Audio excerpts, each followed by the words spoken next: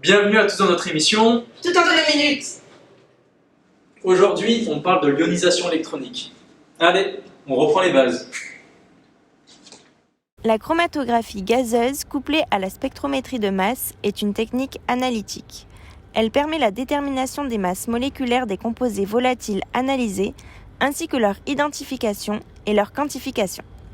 Pour pouvoir identifier les molécules, il faut préalablement les ioniser. C'est pour cela que l'on vous parle de l'ionisation électronique. Les analytes issus du GC sont transférés dans la chambre d'ionisation où ils sont ionisés sous vide. Ce vide a pour but d'éliminer tout ce qui n'est pas chargé. L'ionisation électronique est un phénomène qui permet la formation d'ions moléculaires et de fragments en spectrométrie de masse.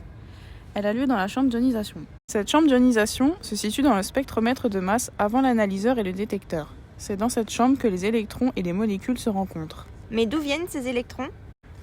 Ces électrons sont produits en chauffant un filament métallique. Ils sont ensuite accélérés par une différence de potentiel de 70 électronvolts. Puis, la molécule à analyser, qui est sous forme gazeuse, est envoyée sur le faisceau d'électrons.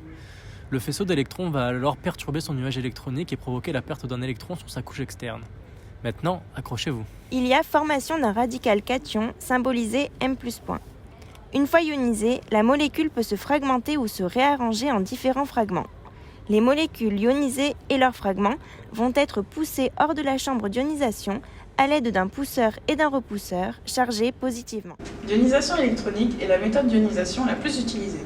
En effet, c'est une méthode qui est répétable, reproductible, relativement efficace et qui permet de construire des bases de données. Et voilà, maintenant vous êtes des experts de l'ionisation électronique grâce à Tout en 2 minutes.